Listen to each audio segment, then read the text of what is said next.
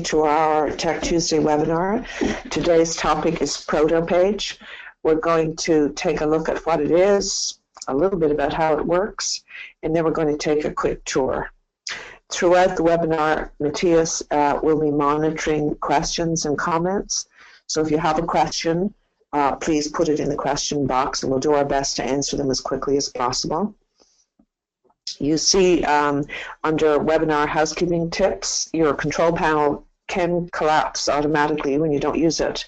So to keep it open, just click the view menu and uncheck auto hide control panel.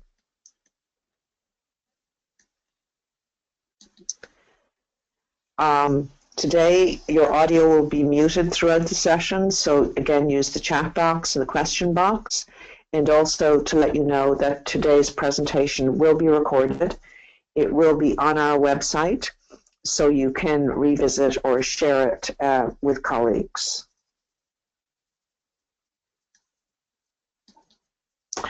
This is me, well, perhaps a slightly earlier version of me, Maria Moriarty. I've worked at Alpha Plus for over 20 years. Currently, I work in our Tech Coaching and Planning Initiative, working directly with programs to support them in integrating and using digital technology for admin, teaching, and learning.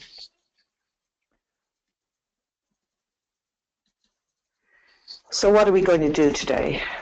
We're going to look at a utility called Protopage.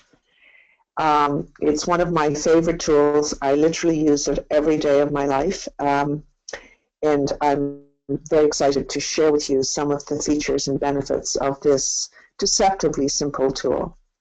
We're going to take a quick tour of Protopage using my Protopage, so you'll see how it works. We're going to have a look at some of the features and the benefits of using Protopage, and think about how we could use Protopage in the adult literacy field, in our programs, with students and with colleagues. And we would invite your feedback on this webinar. We will post a link to a feedback survey at the end of the webinar. Again, if there are any questions, please don't hesitate to put them in the question box. So, before we get going, before we get going on Protopage, I just wanted to briefly talk about RSS feeds and RSS readers. The sign you see here, the orange sign, you often see it on sites and in blogs. This tells you that that particular site or blog has an RSS feed to which you can subscribe. Subscribing to an RSS feed is like subscribing to a magazine or a newspaper. And the acronym RSS has several origins. It's really simple syndication, rich site summary, RDF site summary, or real-time simple syndication. You don't have to worry about that. And what Protopage does is allow you to collect RSS feeds, see them all on one page. This makes following blogs and sites much simpler and handier. So, in order to use Protopage, which is free, you just need to go to that address, http://protopage.com, and sign up using your email and creating a username. And it becomes your own personal page. You can use it on any device. There's a Protopage app for Android and for iPad. You can use it on your desktop or your laptop. You can make your page private so that only you can see it, or public. And you can keep a whole bunch of things on that page. It can be your opening page. That's how I use it. When I open my computer in the morning, the first thing I see is my Protopage.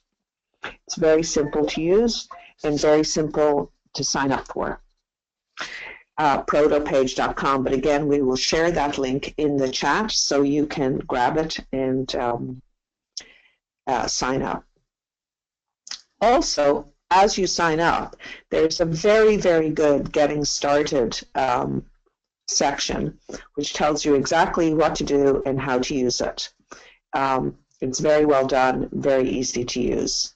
You can also get a Protopage Chrome extension, which you just click to open. That's how I use it. But we'll have a look at that when we look at my Protopage, which we're going to do now. So you'll have to bear with me. This is what my Protopage looks like when I open my computer. But I'm actually going to go there now. So I'm going to pause this show, and I'm going to go into my Protopage, and you will follow me as I explore my own page with you. And then I'll come back afterwards to our presentation. Okay? So just bear with me for a minute while I get out of here and close this temporarily and go into my Protopage. So this is my Protopage. This is what I see when I open my computer every morning. And as you can see, it's feeds from a whole bunch of sites.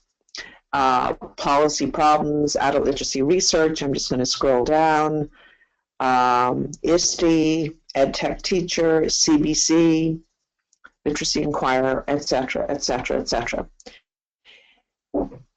I simply signed up for a Protopage, created myself an account, and started to populate the page by following blogs and sites that are of interest to me. I use this to keep on top of trends in adult literacy, trends in adult literacy and technology. I'm a bit of a news junkie, so I have several news sites on here, and I can very easily add whatever I want to my page. So I'm going to do that now so you can see how simple it is. To add something to my page, I simply go to Add Widgets. And here I have several options. I can add a news feed directly. So for example, if I decided that I wanted to go to MSNBC and get their feed, I simply go, put in the URL, here it's msnbc.com, click Go, starts to retrieve the feed immediately. I drag this widget wherever I want to on my page.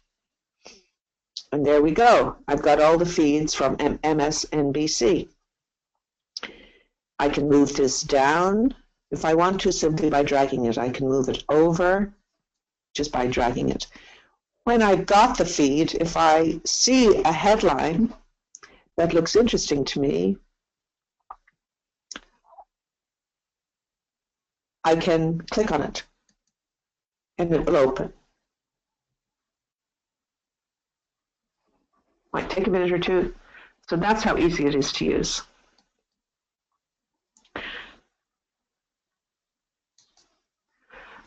Okay, so I'm going to go, oops-a-daisy. I'm going to go back to Add Widgets, because there are several ways I can do this. I can also add a news feed by searching for it. So in this case, I'm going to search for digital literacy to see if there are any news feeds on the topic of digital literacy. I just key it in here, click Go. It starts to search immediately for feeds that have those keywords. So I can see that North Star Digital Literacy has a feed. So I decide, okay, I want to have that feed. I click it, and there it is. I drag it to my page. It couldn't be easier. The other thing I can do is I can search for podcasts. I can add a Twitter feed if I decide I want to add a Twitter feed. So I'm going to try that. I'm going to search for the Alpha Plus Twitter feed just so you can see how easy it is. Click Go, or hit Enter actually. And there, I've got it. I don't know why it's showing up like this, but it is. Maybe that's the wrong one. I can delete a widget very easily. I just click up here on this little X and it deletes the widget. Let's see if we can try that again.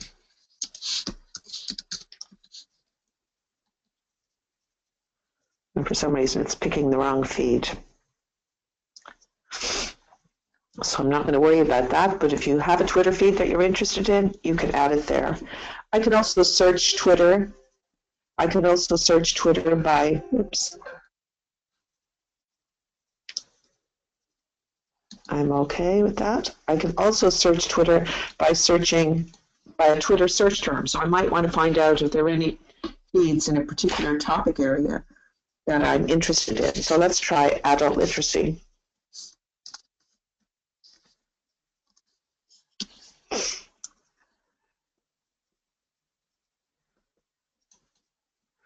And there it's telling me that there are some Twitter feeds. So I might want to add one.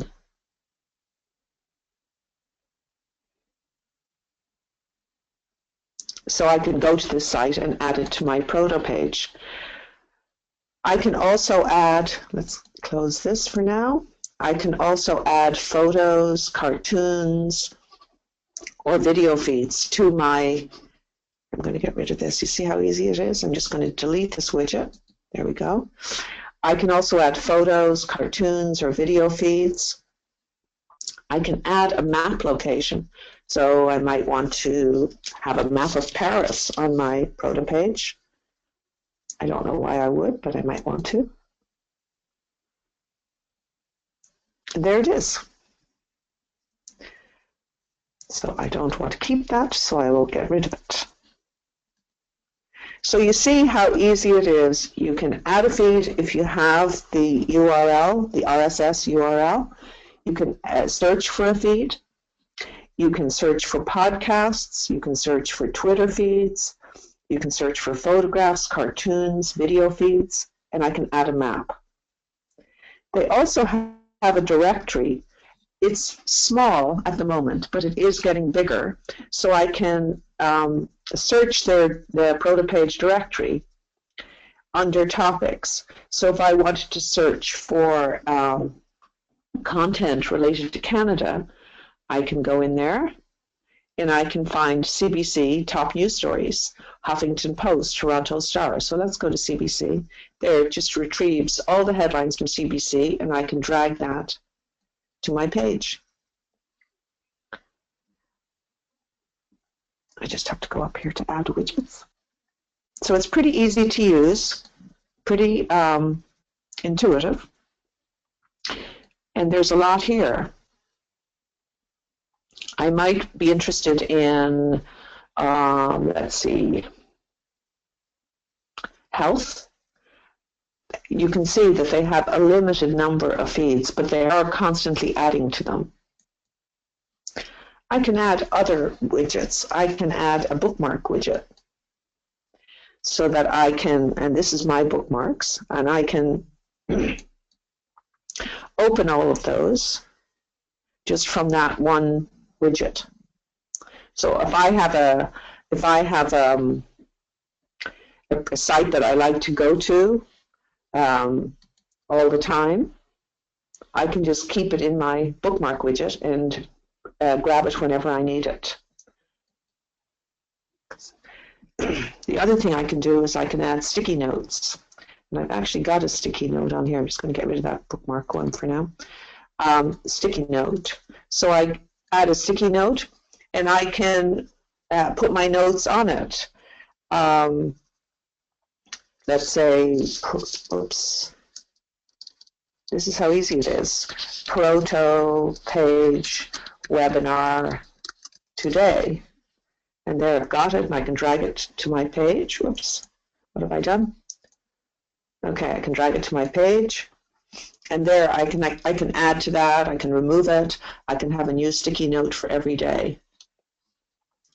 I can also have a to-do list, and that's a widget that I can grab. A to-do list. They just give you examples here. I can drag it to my page. I don't want to do shopping, I don't want to buy eggs. I do want to put a new item, which is Protopage webinar at 3. I can add items, I can remove items, and I can do some simple formatting of that to-do list. So this is a very handy dandy thing. I use it every day. I turn on my computer, I look at my Protopage, I see what's happening in the world of adult literacy, adult education and technology, and I look at my news feeds all from one place. I can have my to-do list. You can see I have a to-do list here. I should have it on the top of my page. These are all the things that I have to do. And so when they're done, I just knock them off. So that's pretty simple. Just want to show you a couple of other things. I could also put a calendar in there, or a Google Calendar, whichever I prefer. I can do this amazing thing with my email inbox, right? Now I have got a widget here, so I'm going to configure this widget. So I'm going to use my Rogers email. I just put in my email address and my password for that address, and I save it.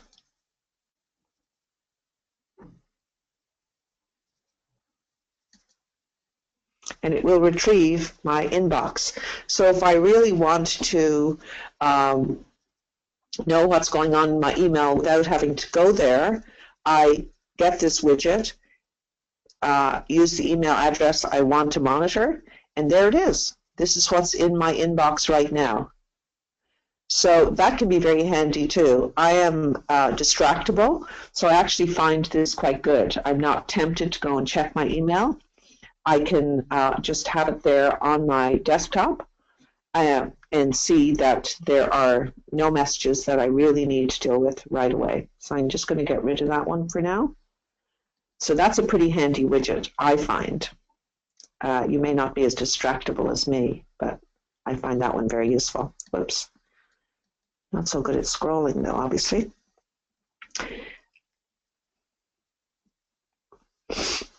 They also have a widget showcase, and it is fun to go in there and look. They have lots of things, not all of them as useful as you might think, but some of them very useful.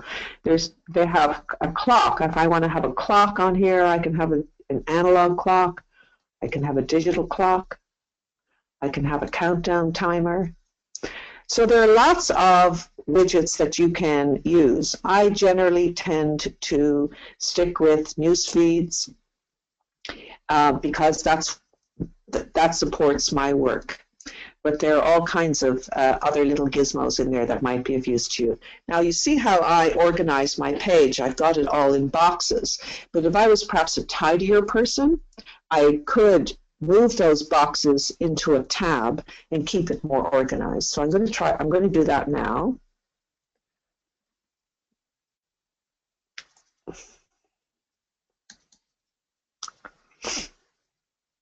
Hang on a second. I don't have anything in that tab, so that's not much use to me. Here's one that I have set up because I am from Ireland, so I like to keep an eye on Irish news. So I took all of these feeds and I put them in my Ireland tab. If I go back to my, say I decide, okay, I really want to put all of my news feeds, hard news feeds, into one tab, I just drag them up and put them into that tab. I am okay, I want to do that. Then I would like to rename that tab, so I will do that as soon as I can figure out what I'm doing. So I've got all of my news feeds in that one tab. I can change the color of it. I can position it somewhere else, or I can delete it. So all of these things are explained very clearly in the Protopage introduction, and it's worth playing around with them to see what works for you and how it works for you. For example, I worked last year on a bibliography with another colleague, so I kept a lot of my material in that tab so that I know that's where I'm going to find it, and it's constantly updated. I have a notes tab that I could put sticky notes in there. I can put notes to self in there. I can put text of any kind. There's also a bookmark tab where sites that I want to go to again and again, I just put them in to demonstrate. I can put them in my bookmarks tab, so I can go in there once a day and check them if I need to. So you can see that there's a lot of potential here to be very organized in how you follow the news, follow blogs and sites that are interesting to you, and keep to-do lists, calendars, etc., etc. So I'm going to leave my Protopage now and go back to our presentation. But I hope I gave you a good overview of how simple this is to use. It literally is drag and drop. And it's very easy to add things that are of interest to me and are useful to me in my work. This is my start page, as I said. When I open my computer in the morning, it's right there. So the things that are really key to me, I would keep at the top, but I can add as many as I like. It's an unlimited canvas here. So I can add as many feeds as I want. And I can move them around at will. I can decide this one should be over here, this one should be over here, etc., etc. It's very easy to organize, and as I say, if you like a tidy screen, you could have 1 or 2 on here and put the rest in tabs. I can add tabs at will. I can add any tab I want. I can move the tabs around. If I decide I want them in a different order, I can change the colors. There's also a very good help section on Protopage, so if I run into a problem, I have somewhere to go. There's an FAQ, and there are all kinds of instructional help. So I'm going to go back to my presentation now. Going to go from here. So here are some of the features and the benefits as far as I can see them. You can use Protopage on any device. You can get an app for an Android device from Google Play, an app for an iPad at the App Store. It allows me to subscribe to multiple RSS feeds, so I can really stay on top of information that's of interest and benefit to me. I can collect bookmarks there. I can organize that information pretty much any way I want to do. And I can add convenient widgets, I guess I call them, like calendar, to-do lists, sticky notes, etc. So it becomes a sort of organizing place for me and the information that I'm trying to stay on top of, and I find it extremely easy to use. How could we use it in a literacy program? You could use it as a start page. You could use it to collect sites you want learners to visit. So you could grab those sites, put them in a Protopage, and ask the learner to go to that page and interact with those sites. You could add widgets to that page, weather, a calendar, a to-do list, etc., as part of a lesson or as part of a program that you're running.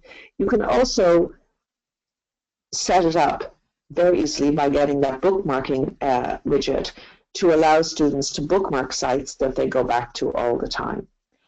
If you wanted a student to use Protopage on their own, you would need to get them to sign up and create an account. It's free. Or you could give them your sign-in, or you can share your Protopage with selected people.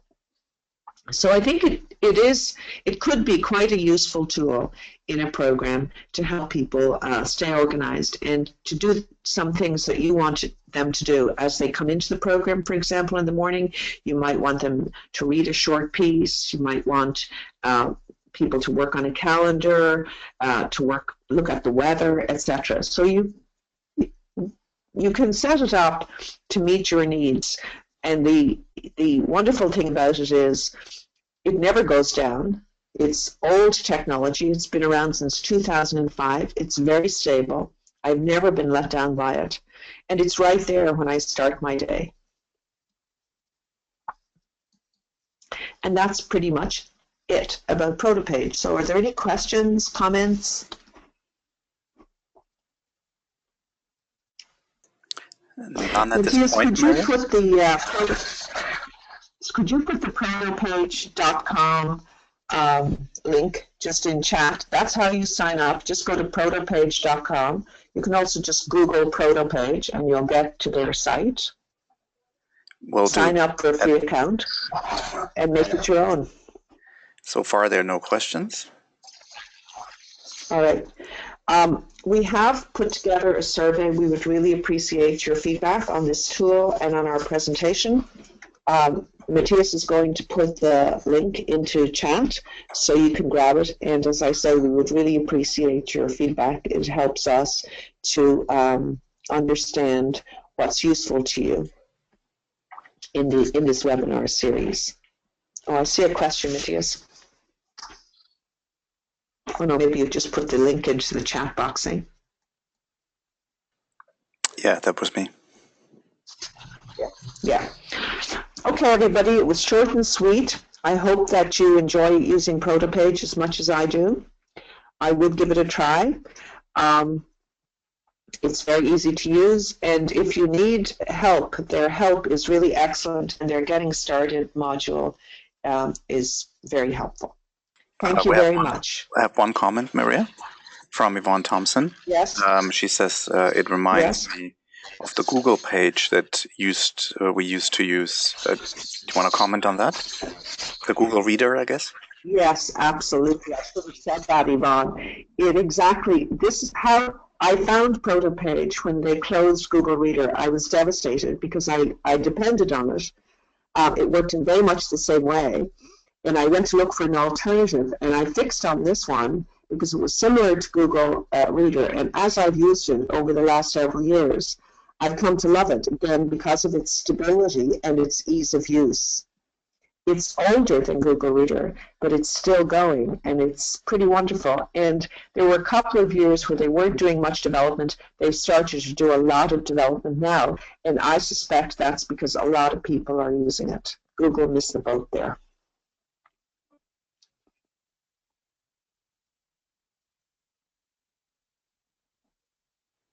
That's great. Thanks, Maria.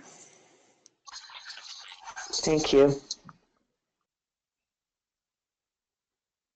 I'm going to stay on for a few more minutes in case there are any questions.